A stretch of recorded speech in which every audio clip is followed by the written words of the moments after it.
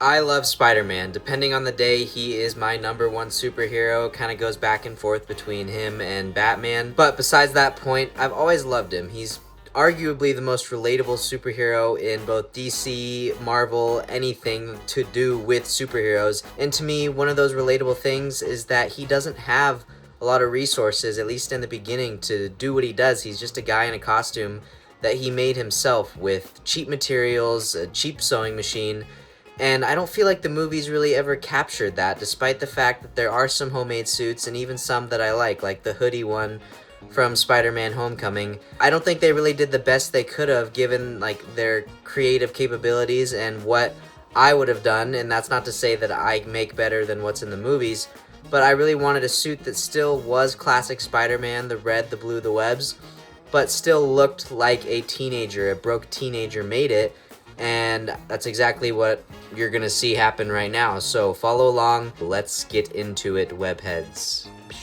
The very first thing I did was just sketch out some of my general ideas for the suit, like the lenses, the logos, and how I wanted it to be a 7-piece suit like the comic books. Basically just get all my ideas out on paper so I go into the project super prepared and planned. Then on a different piece of paper, I created the final sketch, kind of putting all my ideas together and taking inspiration from a lot of different concept art from the movies and art that I found on Instagram, which I'll pop up on screen. Really just making sure that I have a strong visual of what I want to do with the suit going into it. The biggest inspirations for the suit that are the most noticeable definitely is the mask, as it's inspired by the 1977 show with Nicholas Hammond starring as Spider-Man. The logos are just kind of general comic booky logos that I came up with, and I really wanted the silver utility belt and web shooters just to stand out from other suits. After all the sketching was done, I then went out and bought a red and blue shirt along with blue pants, and I feel like using regular clothes is something that Peter Parker would have realistically done when making his suit. And then when I had all the clothes laid out on my workbench, I just sketched out the basic patterns onto the red shirt using my sketches, and after sketching those out, I used a pair of scissors kind of just to trim everything up, going slow, making sure to stay outside the lines, and to get the other side done, I'll flip it over, kind of having a mirrored effect, making sure everything is symmetrical. I also just flipped the shirt on its back and cut out the rest of the pattern on the back where the blue should be. With the red all cut out, it was time to slide it over the blue shirt, which really doesn't need any cutting or trimming done to it, as it just sits under the red pattern. Try not to get frustrated, as this portion of the build can be a little frustrating trying to get the fabric to stretch out right and get everything aligned perfectly, but just take your time and try and relax. Using my hot glue gun, I will glue the red and blue portions together. I chose glue over sewing as I'm not the most experienced sewer in the world, and it's way easier to do it this way rather than try and create a pattern and sew. With everything glued together, you can really see the Spidey of it all starting to come into play. I really like how it turned out. It was at this point that I tried on the shirt just to test the fit of everything, and it was fitting a little bit too loosely for my liking, so I'm going to go in with scissors and hot glue and tighten up the back a little bit just to get a more tighter fit. It doesn't have to be skin tight since it's a homemade look, but it was still just too baggy, so I gotta fix that.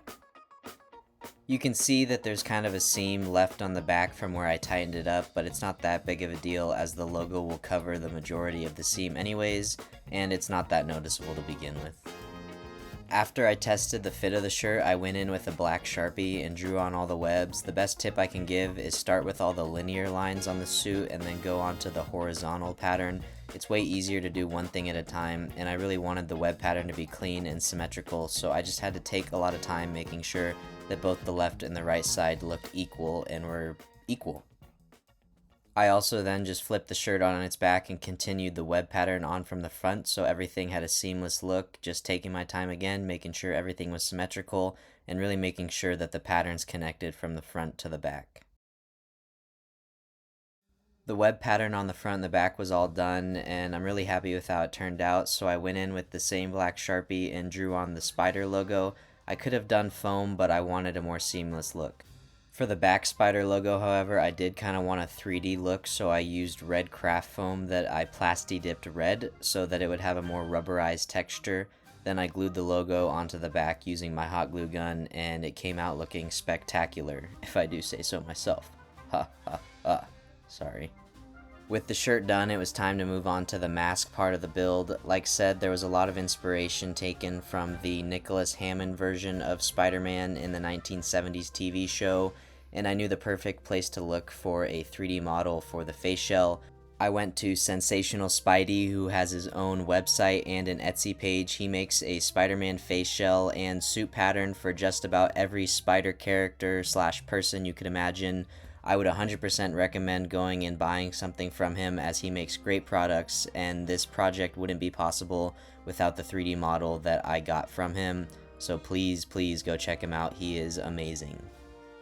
The model was printed out in red PLA, all in separate parts, so that I can paint them and then reassemble them with glue later on. You can use magnets, but I didn't. The lenses needed a bit of post-processing done to them to be smooth enough for paint, so I sanded them down with 60 grit sandpaper, and using Rust-Oleum's 2-in-1 filler primer, I hit them with a couple coats with sanding in between and a bit of Bondo spot putty, so that I could eventually go in with Rust-Oleum's ultra matte black paint to get a really smooth black finish on the lenses.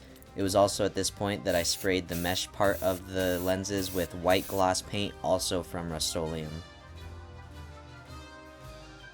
It's important to make sure that everything dries before you handle it, because you don't want fingerprints on the parts. For the actual shell portion of the model, I just hit it with some Plasti Dip to give it more friction for the fabric to cling onto. I then glued the mesh to the lens using some hot glue, and eventually, once there's fabric over the shell, I will just glue everything together because I don't need the lenses to be removable for this specific suit. For the actual fabric mask, I just used some leftover fabric from the shirt and a mask template that I got from Brian Alzate's YouTube. He makes a bunch of great mask patterns. I modified the pattern a bit because I didn't need the middle chin portion, and I actually left the seam of the shirt visible in the middle because I feel it adds to the homemade look when there's visible seams on the fabric. I am going to use my sewing machine for this part of the build because it's not that hard and I have a little bit of experience sewing masks together. The best tips I can give is just go slow, try and keep your sewing line straight, and if you think you're going to mess up, just stop and fix something, because it's hard to undo something when it comes to sewing rather than gluing.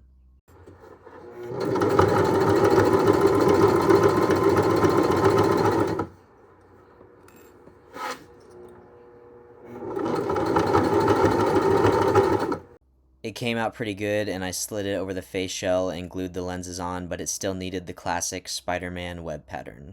Using another black Sharpie, I just drew on the web pattern based off of my sketches and reference images. Just go slow and try your best. Honestly, it's not perfect, but for a homemade suit, it doesn't have to be perfect. The next part of the suit I worked on was the gloves, and honestly the only thing that I could think of doing was just tracing my hand with the Sharpie and cutting that out and using that as a pattern, which I feel is something that Peter Parker would have done. He's not going to create an expertly crafted sewing pattern, he's probably just going to trace certain parts of his body. So yeah, that's what I did. It's not that advanced, but it does the job.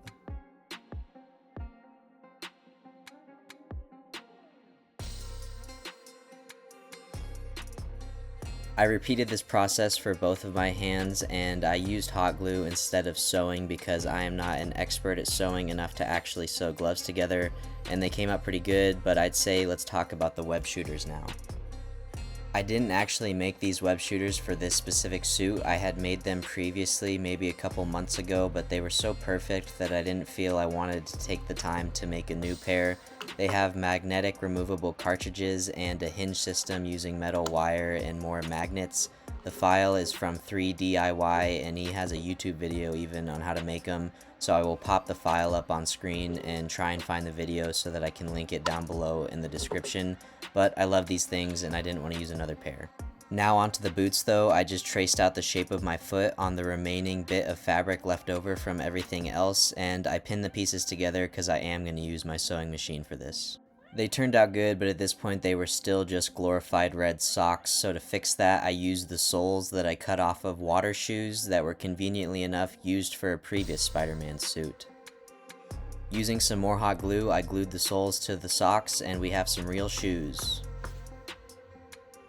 Finally, I drew on all the webs with, yet again, a Sharpie.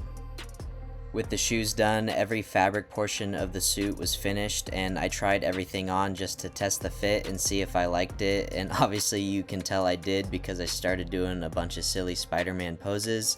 It's important to note that down the line I replaced the pants with a different shade of blue because I feel they didn't match well enough originally, and the new pants I got did. Finally, it's time to talk about the utility belt, which quite honestly is my favorite part of the suit since I designed everything myself, and the utility belt in general is something that I feel isn't talked about enough and is honestly forgotten in general, so I'm super happy I included it in the suit. I modeled all the parts in Fusion 360, taking inspiration from a lot of classic comic book covers that I found online and in some of the books I own. I included the mini camera, the tracker, and spider tracer, and overall I'm super happy with how it turned out. I did end up remodeling the cartridges from the ones that you see on screen right now, but this is pretty much the final design. All the parts were printed out in red PLA in 100% infill just to give the belt some weight, and I used a belt that I got from Ace Hardware. You can really use any belt you can get your hands on, it doesn't matter. I painted them all with Rust-Oleum's metallic spray paint. Be careful because it can be hard to handle with. Using some Velcro strips, I attached each component of the belt separately so that they could be removable and not permanently attached to the belt. I just want to take a second to talk about some of the individual parts, like the spider tracker that he uses in pair with the spider tracer, so whenever he's about to lose a bad guy, he can just throw it on him and track him down to stop him later. I'm super happy I included this, along with his miniature camera that he keeps on his belt in case he needs to take a quick pic of the battle, so that he can sell them to JJJ for a quick buck, because as we all know, Peter Parker is broke as shit. But with all that out of the way, the entire suit is now done, and I laid it all out so you can see the 7 separate pieces. But it is now time to suit up, stop crime, and become the friendly neighborhood Spider-Man.